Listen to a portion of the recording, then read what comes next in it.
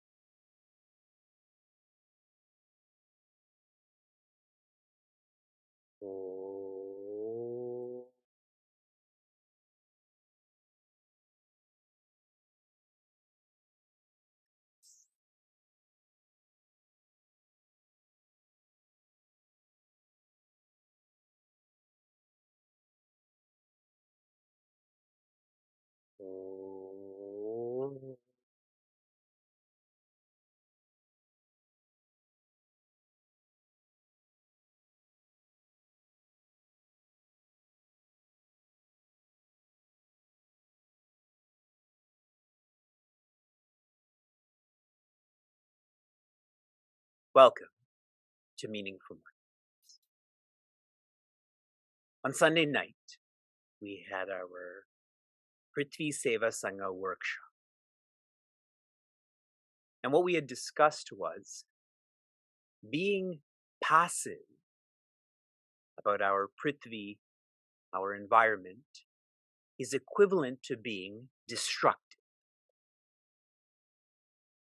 Most live in a passive way, and we know the downward trend of our environment. And so the call was for us to be active, activists, engaging in activism towards serving our Universal Mother. Relatedly, Meaningful Mornings is a community that encourages myself, yourself, all of us to be active. And the system of being active is you start with steadiness. This is what we refer to as inspiration. Steadiness evolves to sincerity. The word we use in this community is application. If you're steady, you'll be sincere. If you're inspired, you will apply. Sincerity leads to strength. The courage to evolve from individuality to infinity, the word we use in this community is reflection. Those who are reflective are the strongest. Our rishis and rishikas are the epitome of reflection, and that's why they are invincible. On Monday night, in our parenting culture space, I'd shared with everyone, how do you know if you're inspired? You know what's important. How do you know what's important? You are a committed personality.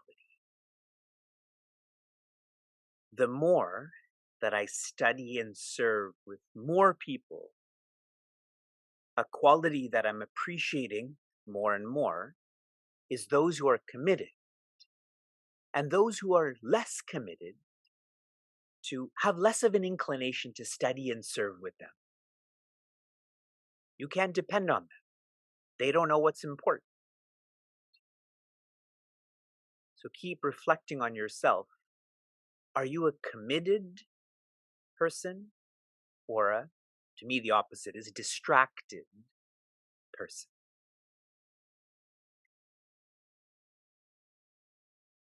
Someone had asked, Ujaswami Tejo Mayanatha, what is the best way not to be angry? What was his response? Please share in the chat. What's the best way not to be angry? To not be angry. The best way not to be angry is not to be angry. The implication of this most simple teaching is that being angry, or akroda, being cool, is a choice. It is our choice to evolve Shri Krishna has given us a plan, a 26-point plan towards that. It is our choice to devolve. He's given us a 6-point plan towards this. And in the last verse, Shri Krishna assures Prince Arjuna that you are following that which is right. You are committed to these values, which is why your sampatti, your wealth, is daivi. You are virtuous. And I had shared a lot with all of you. Your steadiness is indicative that your wealth also is virtuous. Continue to commit to your self-development and watch how you start to experience mashujaha, less dejection, less anxiety, less stress. Elaborating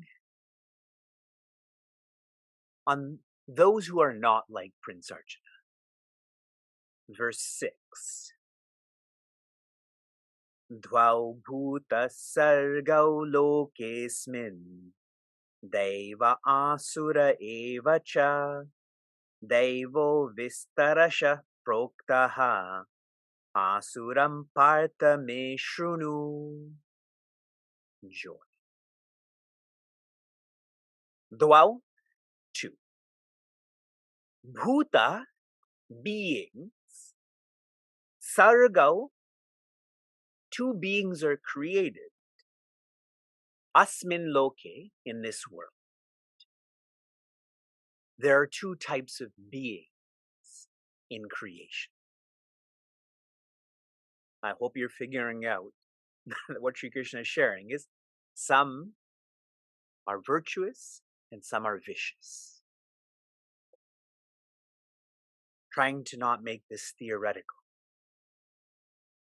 The more one understands diversity, the more one works towards equity. People who never leave their city. If I can generalize such a person who's less cultured, they feel Niagara Falls is the world. They don't experience a lot of diversity, so they don't have to work towards equity. Everyone's making that connection. That's why travel is important. Yatras are potent. Yesterday when I was driving back from my jog, the car in front of me had thrown out a cigarette butt, the end of a cigarette. And I was frustrated by this because they think of this to be so casual.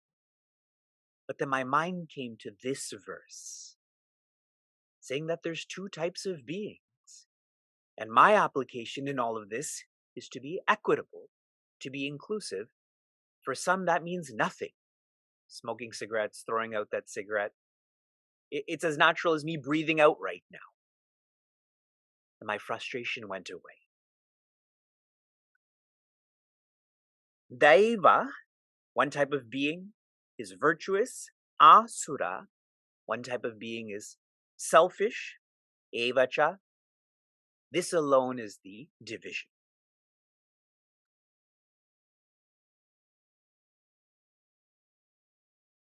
In this chapter, I've shared some references to how society affects us, specifically talking about the yugas. So I'm going to give you a framework to reflect on. In Krita Yuga, when society was integrated, then the quality that predominated was sattva.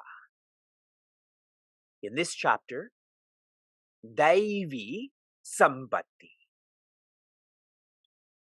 As creation moved away from the creator in Treta Yuga, the next age of society, then the guna that dominated was raja. That is asuri sampatti.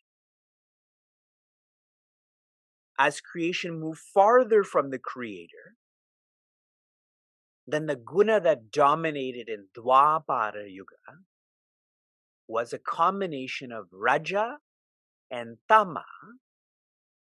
And this is a new term for you. This was Asuri Rakshasi Sambati. I'm going to explain this in English very shortly. And in the final age of society, when society has so many vices that society destroys itself, that is Kali Yuga, the dominant guna or quality is Tama, which is laziness, that is Rakshasi Sambati. This word, Rakshasa, in English, maybe we can use word demonic. There's selfishness, then demonic or viciousness.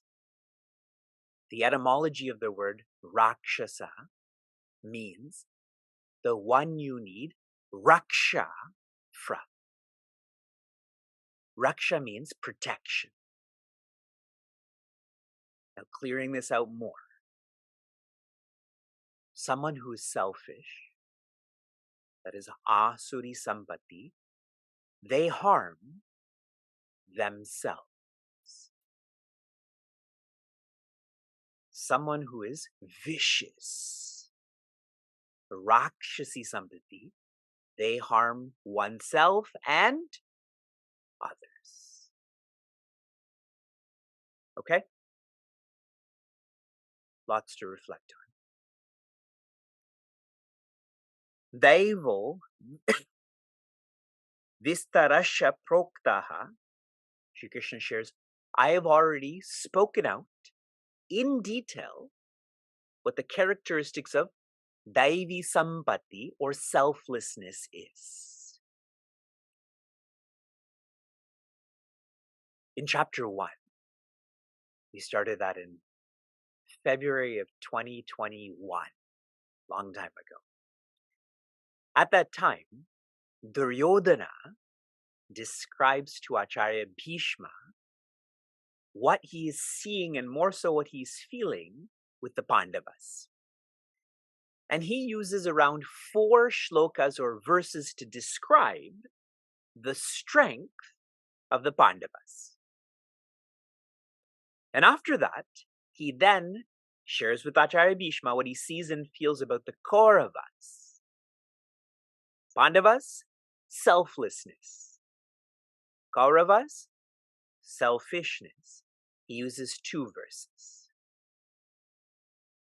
See, even mathematically or quantitatively, Rishi Vyasa's teaching what the narrative of self-development or Bhagavad Gita is. There is always more positive. More verses on the Pandavas, more verses on the Daivi Sampatti. That should be our narrative too. When we interact with someone, instead of shifting to the negative, instead of shifting how they can be better, tune into the positive, how they're already strong. Asuram Partha Me Shrunum, Prince Arjuna. Now listen to me as I explain more in detail about Asuri Sampati, specifically what selfishness makes one see and feel. Reading an insight from Puja Swami Chinmayananda. It's very practical. It's hard but practical. To become clearly aware of the negative tendencies in one's own personality structure and to become consciously disgusted with those vulgar urges are the ways of easily eradicating such wrong tendencies from one's own inner nature. Be aware of a weakness. Why self-development? why meaningful mornings is hard. Because you are challenged to change. For someone who's extrovert or deflects, they have weaknesses, but they never want to see them, and they most definitely don't want to feel them. But here, we're shown our own weaknesses. Swami Chinmayananda shared an awesome framework for self-development. Step 1, introspection. Date yourself. Get to know who you are. Step 2, detection. Write down, like a science experiment, what you have found out about yourself. Suppose we meet for the first time and I ask you who you are. Most likely, you're going to share your strengths. You went to this school. You know this many people. Your last vacation was this long. But step 3 is negation. You do have these strengths, but if you're more authentic and deep, if you're more reflective, you will also get to know your weaknesses and feel humiliated by them, embarrassed by them. I've challenged a lot of you. If jealousy is a vice in your personality, go and tell that to the person you're jealous of. Your ego will put up 1,000 walls before you go and do that. Be clear about your weaknesses. From inspiration to application. And if you apply, you will be reflective throughout the day. Your application was to start to listen to Stairway to Serenity. How many of you came across this? Good. When you know the vocabulary of Vedanta or self-development, the message becomes more real. As soon as I use a Sanskrit term, I try very hard to also share an English word, but not just technically correct. I've tried to share this practically, then the message becomes more real. Your application for today is to live in the future, particularly. I believe this chapter is 24 verses. We've now completed 6. For anyone who is developing the culture, for every chapter to feel dakshina and so to offer dana, I'm asking you to do this in advance. We are less than 100 hours away from the completion of our half marathon and our aspiration to raise $25,001 for the Earth's waters. Right now we have raised $18,358. That means we're only $6,643 away.